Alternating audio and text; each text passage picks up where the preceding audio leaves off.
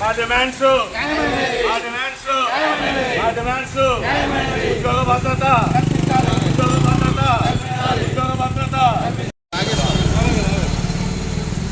పోరాడి తీరుతాం, సాధించి తీరుతాం. పోరాడి తీరుతాం, సాధించి తీరుతాం. We want justice. We want justice. We want justice. We want justice. We want justice. We want justice. We want justice. మా కోరికలు న్యాయమైనవి.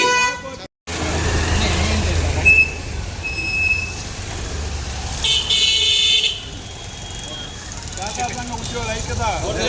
సహకార సంఘ ఉద్యోగుల ఐక్యత. మా కోరికలు న్యాయమైనవి. మా కోరికలు న్యాయమైనవి. మా ఆంధ్రప్రదేశ్ రాష్ట్ర సహకార సంఘ ఉద్యోగుల ఐక్య వేదిక పిలుపు మేరకు రాష్ట్రంలోని సహకార సంఘ ఉద్యోగులందరూ ఉద్యమం బాట పట్టారు.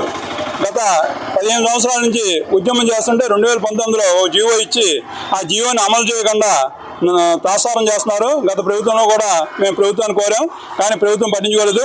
కొత్త ప్రభుత్వం వచ్చిన వెంటనే హామీ ఇచ్చారు, మా న్యాయమైన కోరికలన్నీ తీరుస్తామని హామీ ఇచ్చారు.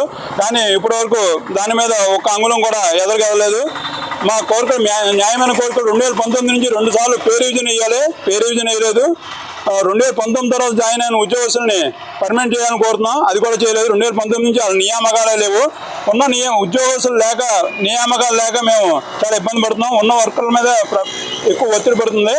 అలాగే రాష్ట్ర ప్రభుత్వ ఉద్యోగస్తుల మాదిగా మాకు 62 సంవత్సరాలకి రిటైర్మెంట్ పెంచమని అడిగాం. దానికి కూడా గౌరవ సహకార మంత్రి గారు హామీ ఇచ్చారు, కానీ అది అమల్లోకి రాలేదు. అలాగే మా న్యాయమైన కోరికల నిమిత్తం రాష్ట్ర వ్యాప్తంగా దఫదఫాలుగా ఒక విధానంలో ఆందోళన కార్యక్రమం చేపట్టాం.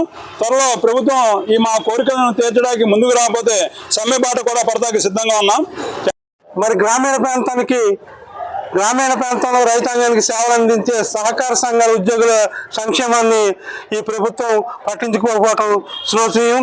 ఈ రోజున రాష్ట్ర వ్యాప్తంగా సహకార సంఘాలు మరి గ్రామీణ ప్రాంతాల్లో 80% వరకు రైతులకు రుణాలు అందజేస్తున్నాయి. అయితే ఇందులో ఉన్న ఉద్యోగులు మరి ఆకలి బాట పట్టారు. ఈ రోజున మాకు 2019, 2024లో పే స్కేల్స్ మళ్ళీ రివిజన్ చేయాలి, పే రివిజన్ చేయలేదు. మరి అదే కాకుండా మా గ్రాడ్యుయేట్ చట్టం ప్రకారం అవ్వకుండా మ్యాక్సిమం 2 లక్షలు అనేది చాలా దారుణం. మరి 40 సంవత్సరాలు 30 సంవత్సరాలు ఉద్యోగస్తులుగా పనిచేసి 2 లక్షల గ్రాడ్యుయేట్ తీసుకోవడం అనేది మరి ఎంతవరకు సమంజసం? ఈ ప్రభుత్వం గ్రాడ్యుయేట్ చట్టం ఒకటి ఉంది. ఆ చట్టం ప్రకారం ప్రతి సంవత్సరానికి 15 రోజుల చొప్పున ఎన్ని సంవత్సరాలు సర్వీస్ చేస్తే అన్ని 15 రోజుల శాలరీని గ్రాడ్యుయేట్ చట్టం ప్రకారం మాకు చెల్లించాలి. అదేవిధంగా మరి ఇలా 62 సంవత్సరాలు పెంచడానికి ప్రభుత్వానికి వచ్చిన ఇబ్బంది ఏంటో మాకు తెలుస్తలేదు.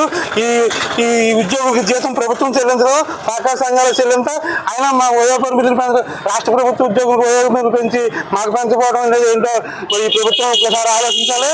అదేవిధంగా 2019 తర్వాత నియమించిన ఉద్యోగులు ఇప్పటికే 10 సంవత్సరాల మటు పనిచేస్తున్నారు, అది 6 సంవత్సరాల మటు పనిచేస్తున్నారు. వాటిని కూడా పర్మనెంట్ చేయాలి. మరి అన్ని డిమాండ్లతో మేము ముందుకెళ్తున్నాం. మా డిమాండ్ న్యాయమైన డిమాండ్ కాబట్టి ప్రభుత్వం సానుకూలంగా స్పందించి మా యొక్క డిమాండ్ తీర్చకపోతే ఈ ఉద్యమాన్ని తీవ్రతరం చేస్తామని ఈ సందర్భంగా ప్రభుత్వాన్ని హెచ్చరిస్తున్నాం.